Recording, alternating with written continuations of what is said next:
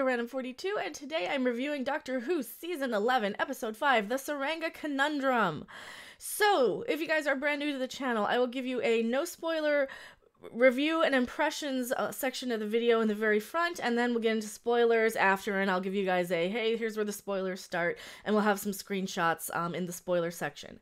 So, first off, my initial impression of this episode was... I got a little scared at the very beginning, in the very, very opening scene, and once we get into the spoilers, I can elaborate more, that it was going to be another, trash is bad sort of episode, like the Arachnids episode last week. And I will link all my other reviews of Doctor Who in the description below as well, but, much to my surprise, this one was actually probably the best episode so far of Season 11.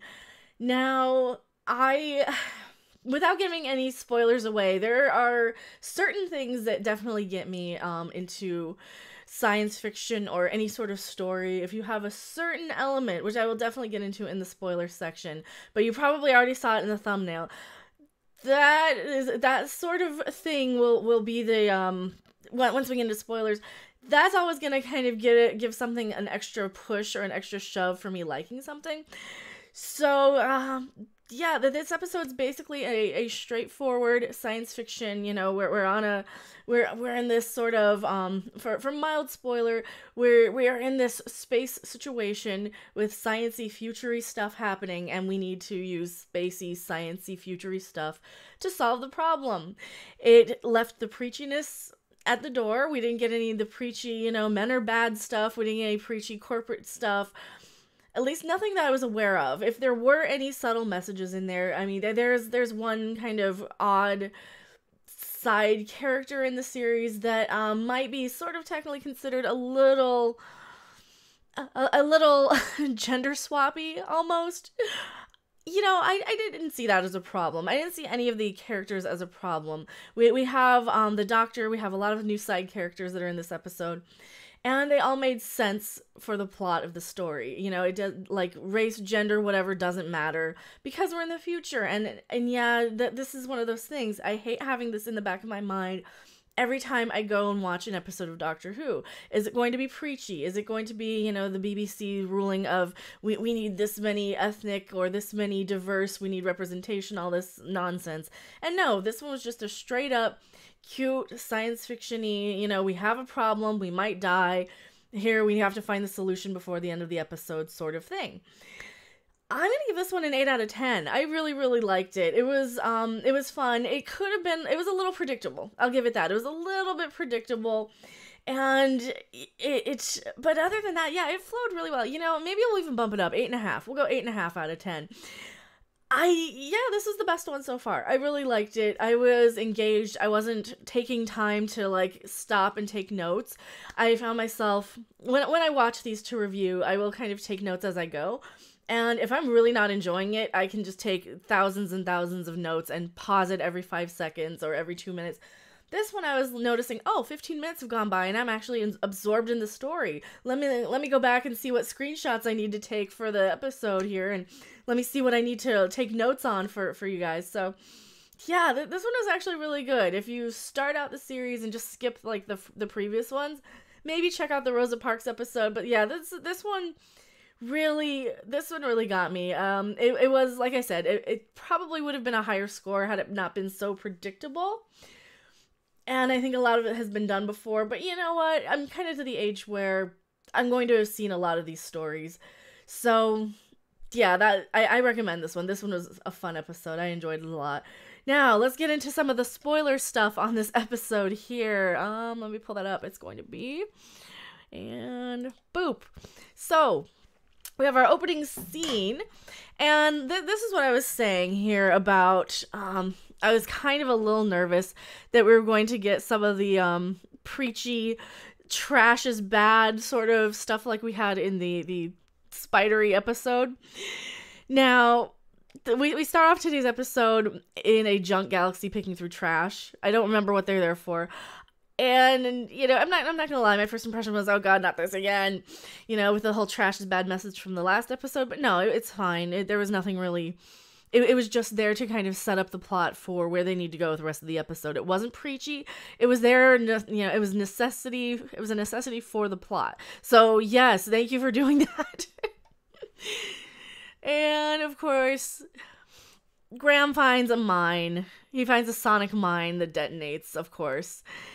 Now, the doctor does at least apologize for it before the mine goes off, because she scans it and she's like, oh my god, I'm so sorry, this is a sonic mine. So she knows this is bad. We don't really know how bad it is just yet, but yeah, the doctor does know that this is a bad thing. So it's a sonic mine. It goes off. It goes boom. They wipe. Everybody kind of gets knocked out, or we think at least they're dead, and they all wake up in this medical facility. And of course, after stumbling around for a while, the doctor figures out that this is a spaceship, not just a medical facility.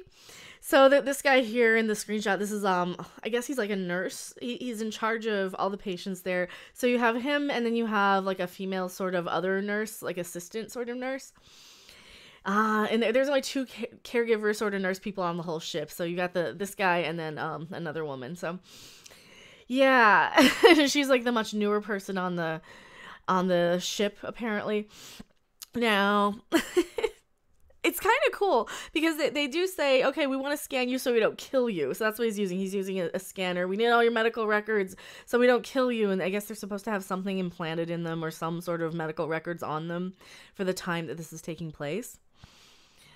That really doesn't go anywhere though. So yeah, it's one of those situations where they have a few clever ideas, but then they don't really go anywhere. Oh, well, you need all these things. And they kind of just gloss over that instead of making a big deal of, oh, you're not from here, are you? And I think it's maybe they might have a deleted scene in there.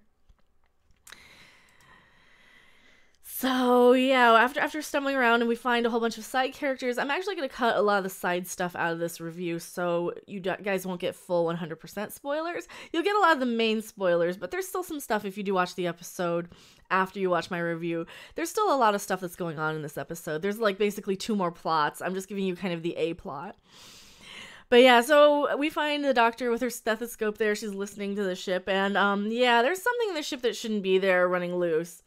Now, the male caregiver nurse dude and the doctor have a bit of a back and forth, which is actually kind of cute, about her wanting to be in charge and him not letting her be in charge. And yeah, so the other caregiver lady, she's with another patient. She doesn't see any of this, but this is kind of funny where the guy's like, you really want to be in charge, don't you? You are not. You don't like being told what to do. And she's like, nope, no, I don't. And I thought that was kind of cute because no matter which doctor you're talking to, that would have kind of been the same outcome there. So I thought that was kind of a cute exchange.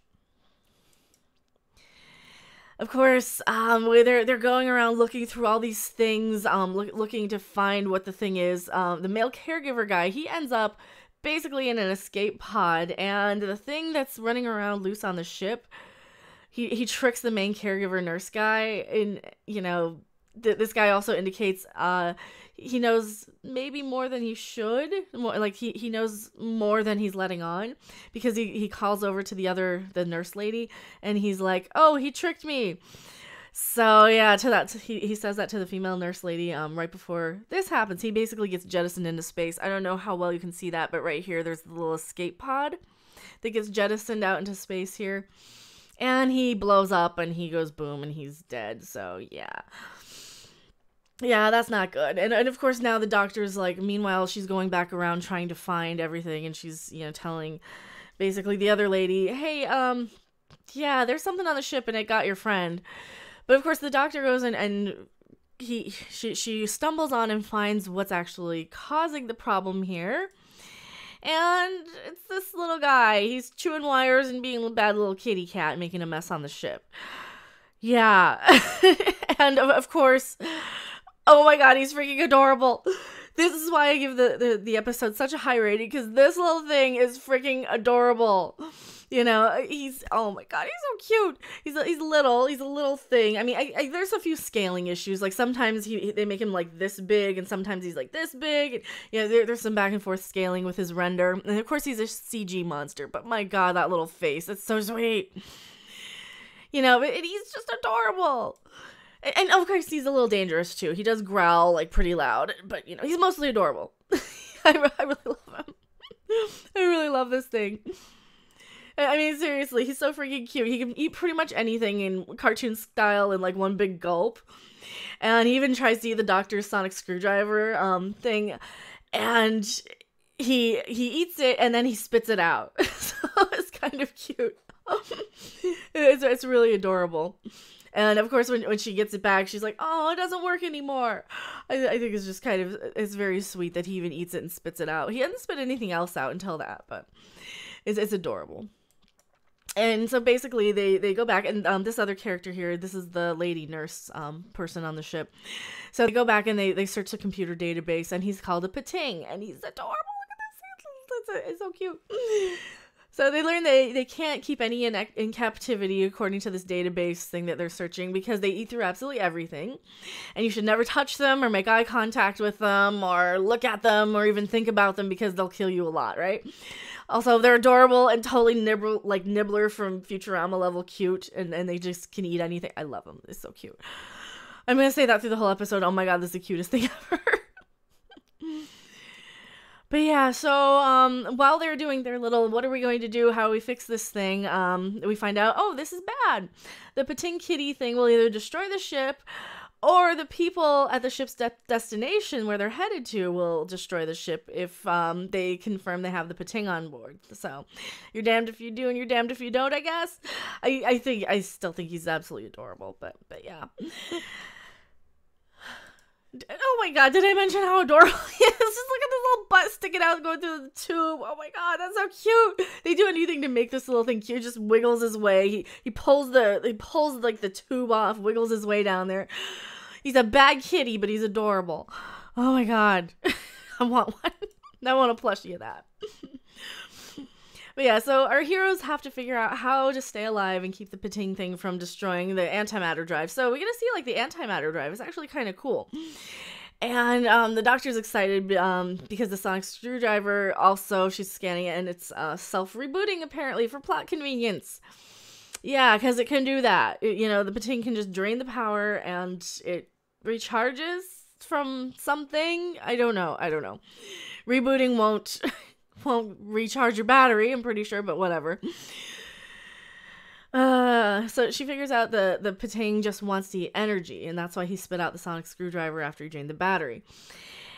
So yeah, that's kind of, we're at the, oh, here we go. We have a plan sort of part of the episode.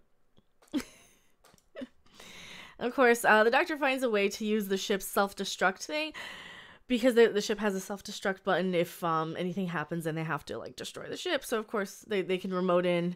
They've also at the destination they've been like saying, "Hey, do you have a Pting on board? We've detected it." And the doctor's like, "Nope, nothing to see here, no problem." And she tricks the sensors and she's like, "No, there's nothing here." So yeah, but the Pting's still on board, and you know, I guess they have like 3 strikes before they actually detonate the thing. But the doctor finds the bomb, and she sticks it in an airlock and uses it as bait for the little Pting kitty to go and lure him into this airlock. And there he is. He eats it. Poor guy, so cute. He swallows it whole. The bomb goes off in his belly, but he absorbs it. He's fine. There's nothing wrong with him. He's okay. Look at that face, though. Oh my god, he's so cute. And of course, the doctor opens up the airlock and he goes off flying into space. He's okay, though. He can survive anything. And of course, the day is saved. There is also a huge subplot about having to fly the ship remotely and navigate it and all these things, which, you know, I didn't want to get too much into because I don't want to spoil every single aspect of the episode for you guys, but this is kind of the main thing. This is why I really enjoyed the episode, because this little, look at this face. Oh my god, look at that face. He's so cute. But yeah, I don't think this episode really bothered me that much. I think it was fine. There was nothing really wrong with it. Yeah, it's this is kind of, if Doctor Who keeps up with this kind of level of stories, I think it'll be okay. I don't think it'll be as bad as It could be. You know, they just need to get rid of the preachy stuff, get rid of the SJW stuff, get rid of the, you know, white men with a lot of money are bad stuff. Get rid of the we have to have diversity just for the sake of diversity and representation crap. And stick to stories like this. And this is a little kiddie. It was a little predictable. And, you know, of course, I don't want to get into every single other aspect of the plot. I mean, there's two other stories that are going on in this, but this is the main one. And I enjoyed it a lot. What did you guys think of the episode? Did you think this thing was adorable? Did you want him shoved down an airlock? I thought it was so cute. I kind of want a plushie of him. I'm not going to lie. He's kind of adorable. But, yeah, so like I said, about an 8.5 out of 10 because I really enjoyed it. I didn't want to pick apart every single thing in this episode. It was entertaining and engaging enough for me to want to kind of finish it without stopping every 5 seconds to take notes and write angry, this episode sucks, like a lot of the other episodes have been reviewing. So yeah, thank you guys so much for watching. I am MechaRandom42. I have Twitter, Patreon. I will link my other Doctor Who episode reviews in the description below. And I will see you guys on the next video or live stream. Also, he's so cute. Bye!